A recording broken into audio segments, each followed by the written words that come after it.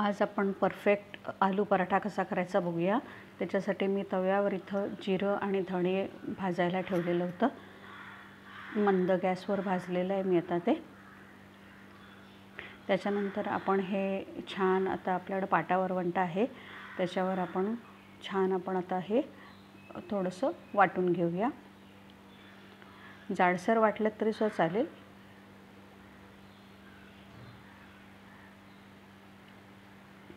थोडंसं असल्यामुळे पाटा वरवंट्यावर करायला खूप छान आहे।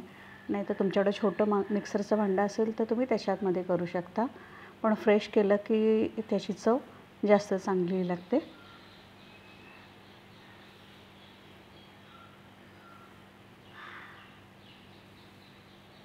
परफेक्ट आलू पराठा करण्यासाठी प्रत्येक गोष्ट आपल्याला प्रत्येक स्टेप व्यवस्थित करायला लागणार आहे। जसं त्याचं पीठ कसं मळायचं, त्याच्यामधला आतमधलं सारण कसं हे करायचं आहे, ते आपण आता स्टेप वाईज आपण बघूया।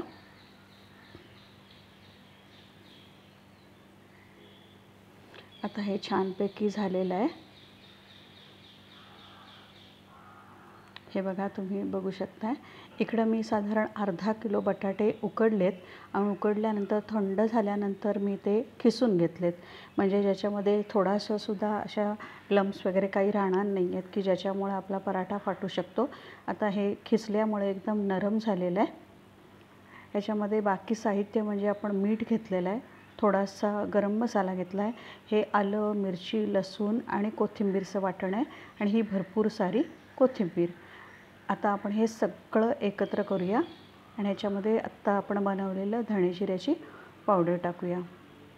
या क्षणी तुम्ही थोडासा तुम्ही चाट मसाला घातला तरीसुद्धा काही हरकत नाही आहे।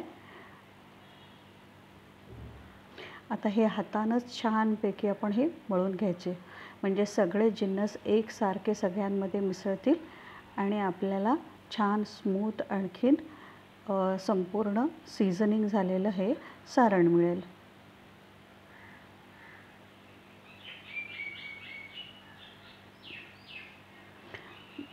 आलू पराठ्याचं सारण जे आहे ते बटाटा आपल्याला कसा मिळाला आहे त्याच्यावर पण अवलंबून आहे। जर नवीन बटाटे असतील तर ते चिकट असतील, त्यामुळं त्याच्यामध्ये जास्त आपल्याला मळायची गरज नाही आहे। पण जर जुने बटाटे असतील तर ते थोडेसे भुसभुशीत असतात, त्यावेळी थोडंसं आपण जास्त मळलं की आपला ते सारण असं एकदम स्मूथ होईल आणि आपला पराठा अजिबात फाटणार नाही।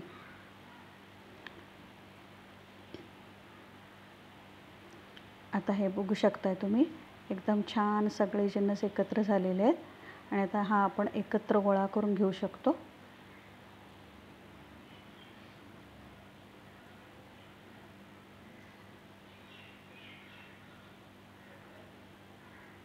तर आपलं सारण हे रेडी झालं आहे। आलू पराठ्याची दुसरी महत्त्वाची तयारी म्हणजे त्याच्या बाहेरचं आवरण म्हणजे पीठ, गव्हाचं पीठ कसं भिजवायचं दाखवते।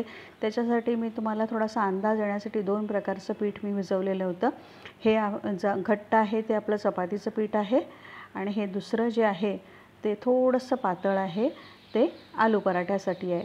म्हणजे आपण पुरणपोळीला पीठ कसं मळतो त्याच्यापेक्षा थोडंसं घट्ट, आणि हे बघा, हे चपातीचं थोडंसं घट्ट आहे आणि हे थोडंसं पातळ आहे। तर ह्याचं कारण असं आहे की बटाट्याचं जे सारण असतं ते मऊ असतं आणि त्याच्या कन्सिस्टन्सीला मॅच होण्यासाठीच आपल्याला हे चपातीचं पीठ करायचं आहे।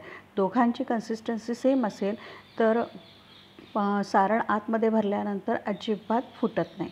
आता आपण एक वाटी बनवून घेऊया पिठाची, मळलेल्या पिठाची, आणि त्याच्यामध्ये आपण हे एक एक गोळी सारणाची भरून घेऊया, जे आत्ता आपण मळलेलं होतं आलूचं सारण ते। आणि पुरणपोळीला आपण कसं भरतो तसं त्या वाटीमध्ये भरून घ्यायचं।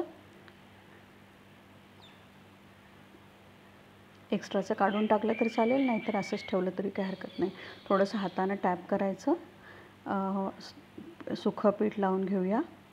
पहिला थोडंसं टॅप करून थोडंसं लाटून घ्यायचं आणि मग नंतर परत पीठ लावून आपण ते उलटं लाटायचं। असं केल्यामुळं काय होतं की सारण हे बटाट्याचं सगळ्यात शेवटपर्यंत जातं आणि ही चपाती पण बघा, पराठा बघा कसा छान सगळीकडे फिरतोय।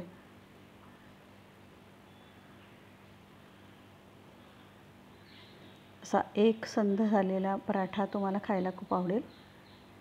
इकडे तव्यावर मी अजून एक मगाशी करायला ठेवलेला होता पराठा, तो पण दाखवते मी तुम्हाला.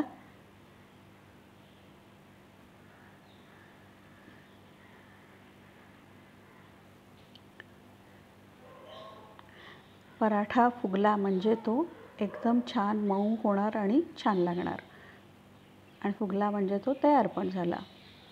थोडंसं खरपूस भाजून घ्यायचा, कारण पराठा हा आलू पराठा कधी पण गरम गरमच खायला चांगला लागतो. पण समजा आपल्याला गरम कधी खाता नाही आला, पण असा खरपूस भाजलेला असला ना तरीसुद्धा तो गार झाला तरीसुद्धा चांगला लागतो. हे बघा कसा छान फुगला आहे आणि जरासुद्धा फाटला नाही आपला पराठा.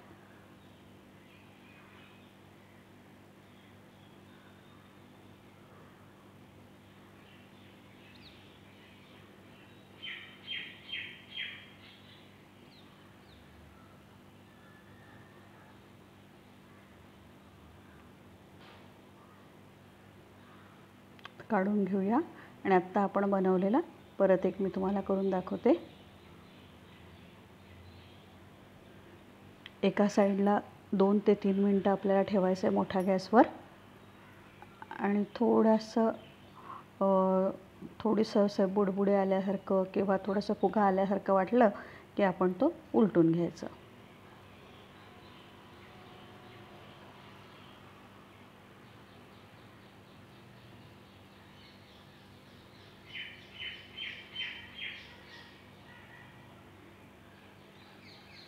आता आपण उलटवू शकतो.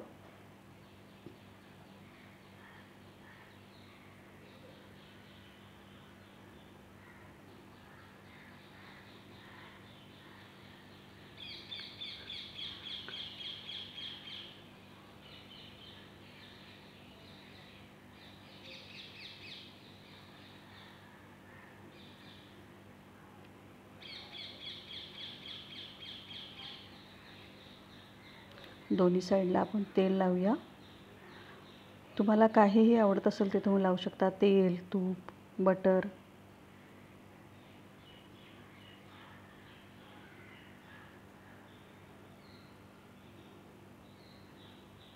याच पराठ्याला तुम्हाला थोडंसं अजून रिच बनवायचं असेल तर तुम्ही याच्यामध्ये खिसलेलं चीज पण घालू शकता सारणामध्ये.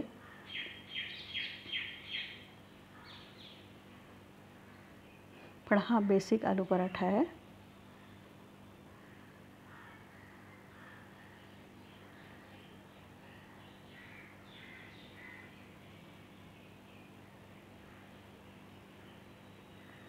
मगाशी केलेला आपण पराठा बघूया आता. हा किती मऊ छान झाला आहे बघा आणि सगळ्या बटाट्याचं सारण शेवटपर्यंत गेलेलं आहे.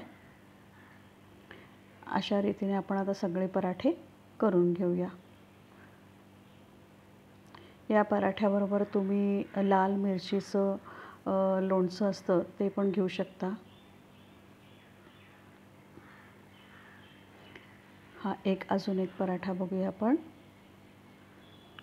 बघा किती छान फुगला आहे.